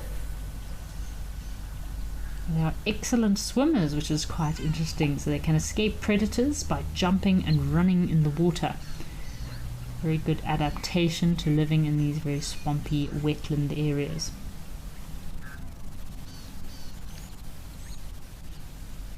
So they have a peak calving period during the floods. This is also when the males will establish territory.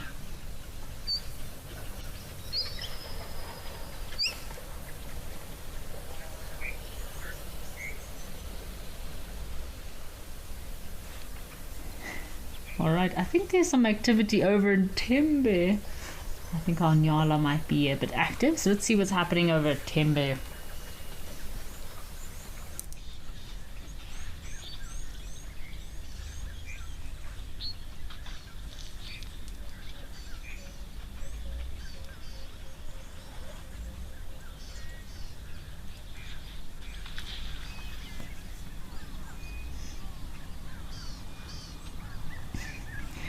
So another antelope species that has a very intricate and elaborate mating display is the Nyala.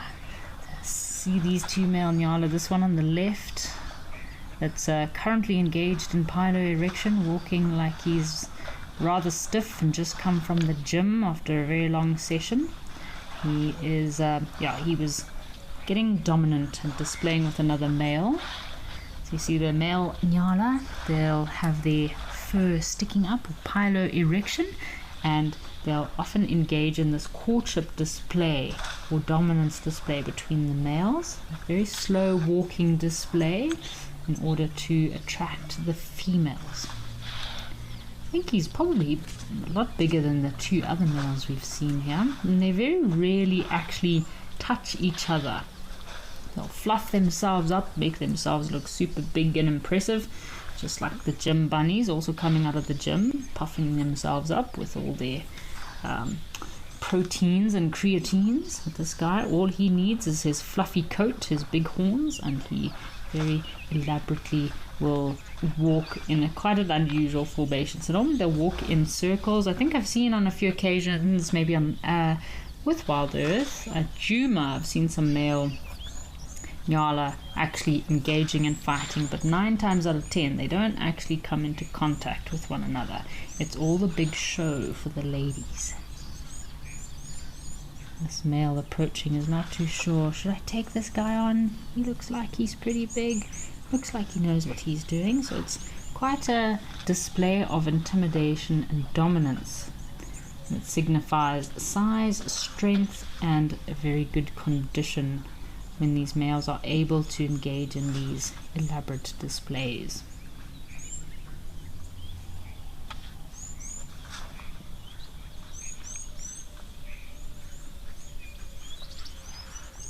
So Leo was asking a question about impala. How do impala know when to switch between grazing and browsing? So Leo, good question. Impala, of course, are mostly grazers, but during the dry season, when there is not enough food, they are forced to then browse a little bit or feed on leaves. Annabelle is asking the Nyala, the gentleman in Nyala, to kindly please dance for us. I think we might have caught the end of the mating display dance, but still interesting to see one of these males engaging in this interesting dance of theirs. Erica Oldnose says her favorite Nyala Tai Chi. Yes, I agree with you there, Erica. It does look kind of like a form of Nyala Tai Chi. It's very similar in gorillas, actually, in the Western Lowland gorillas. They sort of, I would say, engage in a very similar mating display, although there's a little bit more destruction involved. So again, male gorillas don't want to come into contact with each other because they can cause a lot of injury. So they'll often, again, puff themselves up, make themselves rather big, but it generally also involves a lot of destruction of vegetation. They'll grab branches and smash things, and again, just like bodybuilders trying to split logs and smash and destroy stuff to impress the females and also frighten away other males in the area, showing them their brute force and strength, but they don't actually want to come into contact with one another.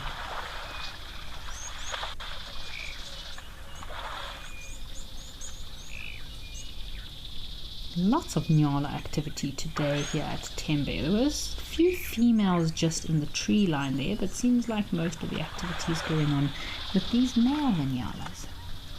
Got a question here from Thomas, and Thomas is asking, how do Nyalas communicate with each other? So Thomas, Nyala have a variety of different ways to communicate with one another using vocalizations, visual signs, scent marking, and of course body language.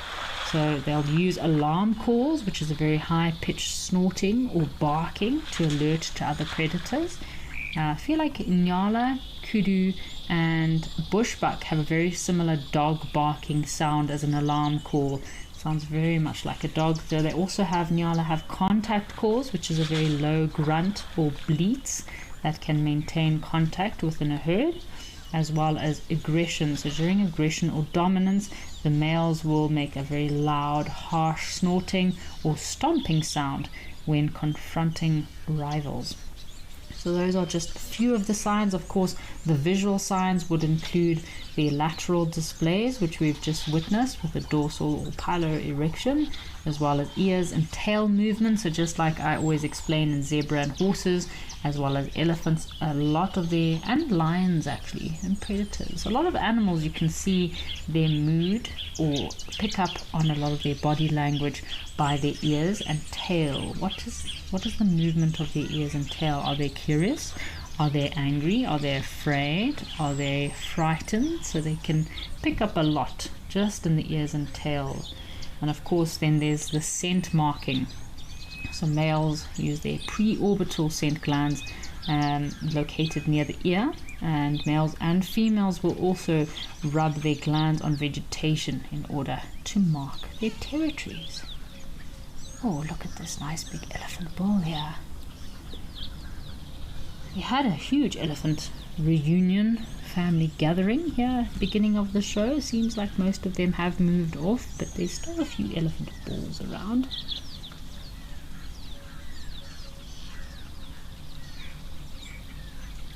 Looks like Tembe has received a lot of rainfall. Have a look at all this grass covering the ground.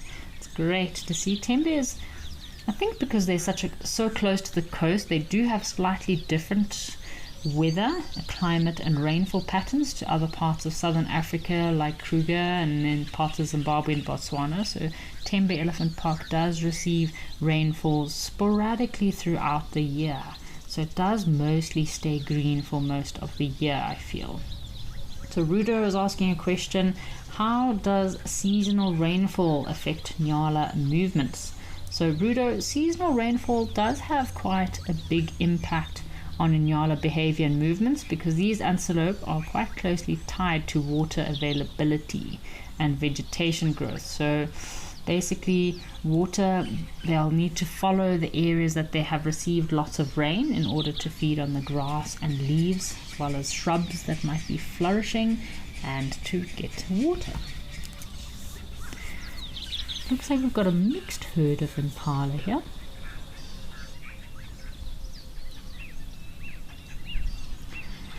Alrighty folks, why don't we head across to Oldonyo over in Kenya, see what is waiting for us at another one of our locations.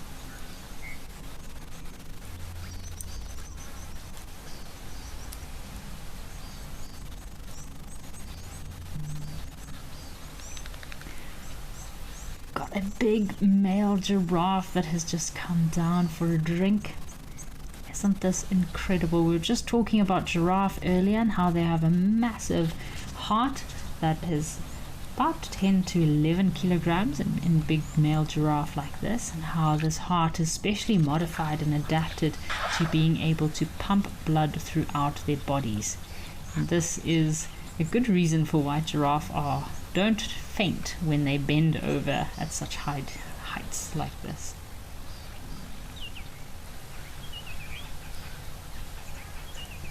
Look at this big boy. He's definitely quite a dominant bull. I would not want to take on this elephant bull. Cause quite incredible injuries from this massive big male giraffe. So Duncan is asking another question. Do different types of antelope communicate in their different ways? So Duncan, yes, different antelope species have evolved unique communication methods adapted to their environment, as well as their different and unique social structures, and also to predator pressure. So they'll have many different types of communication, all different animals. Of course, you've got the vocal communication, you've got visual signs, and of course you've got scent marking, as well as auditory, vibrational signals, and social learning. So there's lots of different mechanisms or ways that these animals will communicate with each other. So for example, impala have a high-pitched snort to alert for predators. Kudu have that low guttural grunt or dog barking sound, sometimes audible over long distance, and bushbuck will have a short, harsh, sharper cough when startled. So yes, each and every different creature does have its own method of communication.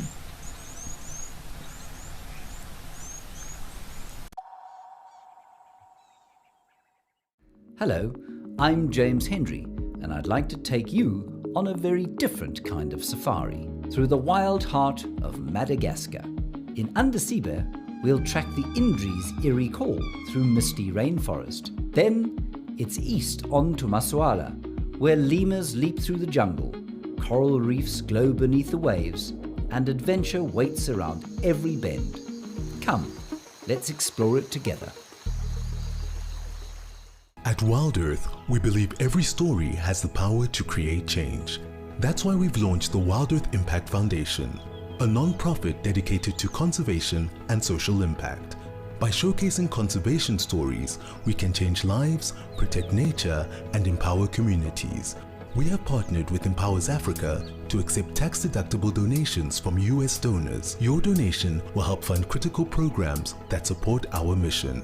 Join us and be part of the change. My full name is Maxine Gaines. Most people that know me really well call me Max. I'm a mum. I have two boys. One is 16 years old and one is 14 years old. I'm a very, very proud mama of my two boys.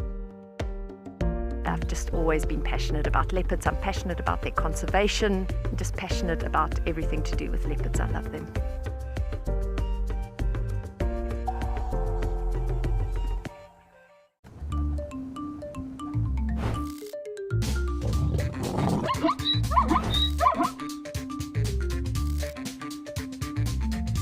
Morning everybody, thank you so much for joining us.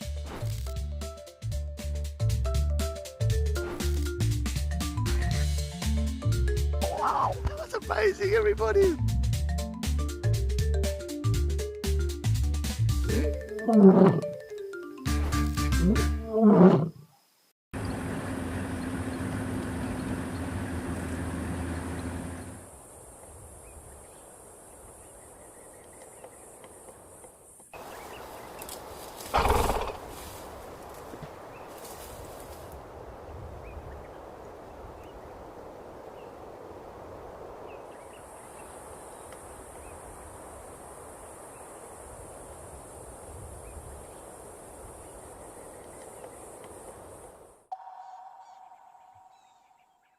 end. I mean, imagine if you ate muesli for 8 months, very dry, fibrous muesli every single day, every single meal for say 6 to 7 months of the year, and then all of a sudden you were given just a salad and you just overate on the salad.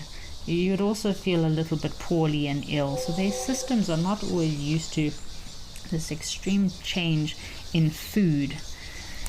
So he could just be having a little bit of indigestion. It's quite an unusual posture that he's got here. So often with animals you can tell if they're sickly. I think on Saturday we had a bit of a discussion about animals and if their body language and if they're sick and ill, and how you can pick up on different signs, and their social structure will change, or their social behavior will change, and they'll be quite isolated. They'll be feeling sorry for themselves. I can see this elephant has kind of got his front legs in.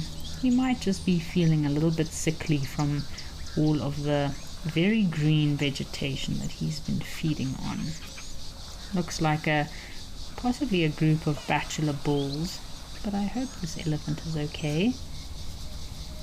In most cases, nature is super resilient. These elephants are so well adapted to surviving in the bush, but I mean, when you're presented with an all-you-can-eat buffet after months and months of having no food, it can cause quite a lot of trouble with their stomachs. I hope that he will be able to get up okay.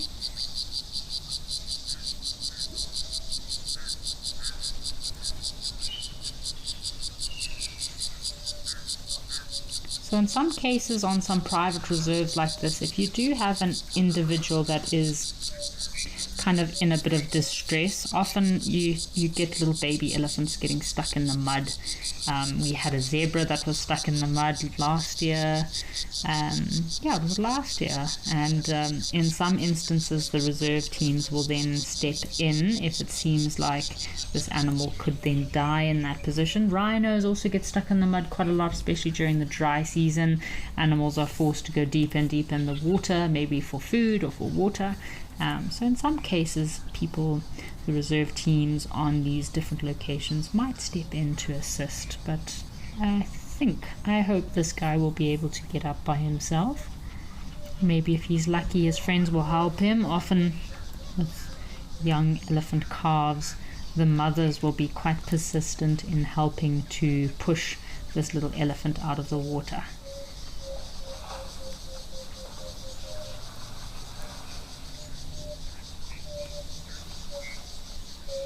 The good thing is that he's still got these other elephants around him, so if he is slightly stuck, at least he'll be calm because he's got other elephants around him.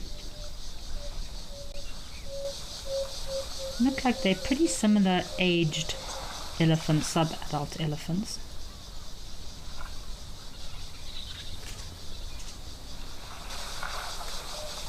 Wildlife lady, I think you might be correct. This is a gorgeous elephant just chilling out in the water.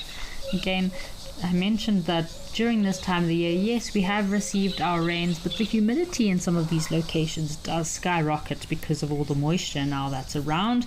Of course, all these clouds and rain brewing. So, yeah, it can get quite hot. Perfect time for elephants to come down for a bit of a bath, a mud bath. But he's on quite a flat area, so I really do hope this individual is going to be able to get up. He might have started off having a mud bath and then realized, I think I might be a little bit stuck here.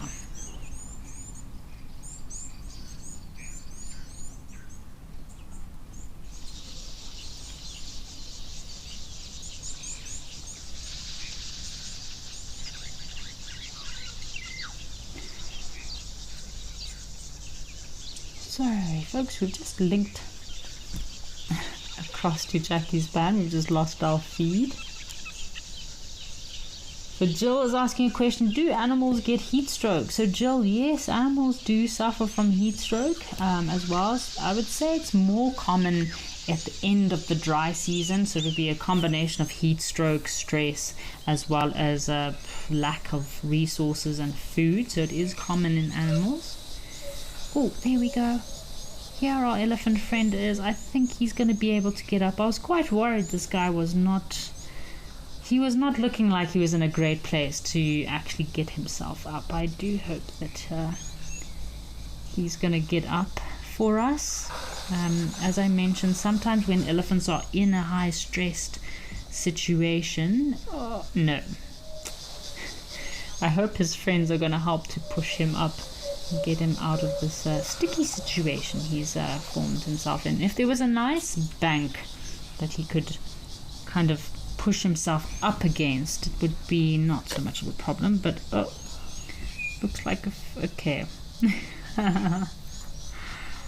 I guess yeah, I'm not too sure what's happening here anymore.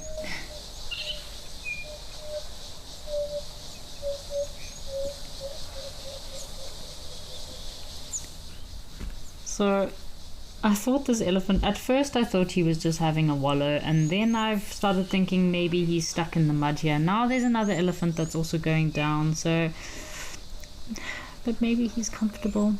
Maybe this is just a nice chilled spot.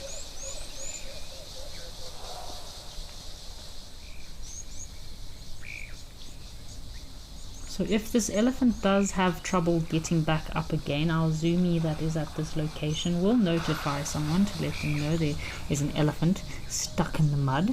But as I mentioned, now we've got 2 elephants that are down. They might just be very hot, trying to cool their body temperatures down. If he can just, he'll be fine as long as he just gets a bit of leverage.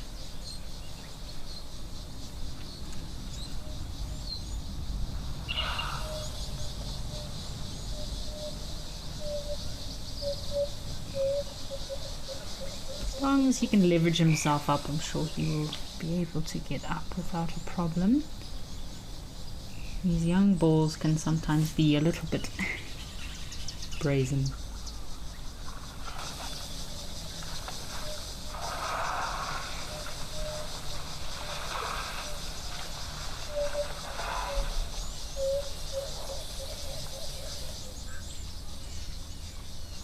We are praying this elephant will get up. Please get up, big boy. Just get up. There we go. Oh, yay. It is a happy ending all round. There we go. All is well that ends well. I think he just got like a bit tired from being stuck on his side. So very happy that this elephant has gotten up. I hope that he has learned his lesson. Again, life is always full of lessons, and we need to take these lessons as they come. I'm sure this elephant won't be doing that anytime soon. Imagine being a huge elephant weighing 4 to 6 tons and you're stuck on your side and you cannot get up. But hopefully he's learned his lesson, and we are very happy that he is safe. Alright folks, well I just wanted to make sure this elephant got up safe and sound. Now that he's up and happy with his friends, let's head across to Lentor for the last few minutes of the show.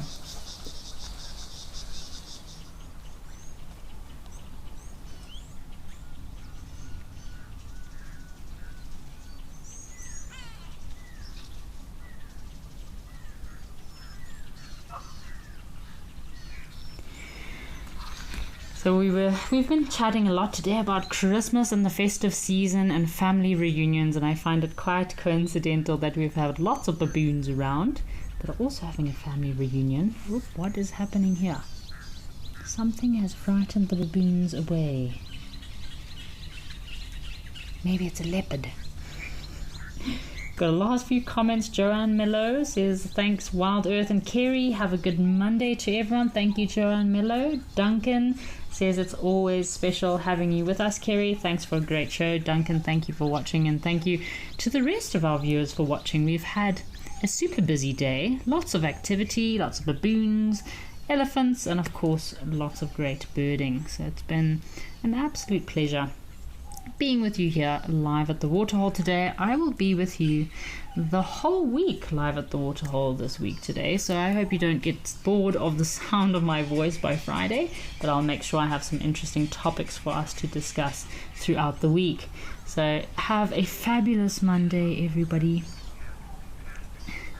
From me and the rest of the Wild Earth team, cheerio.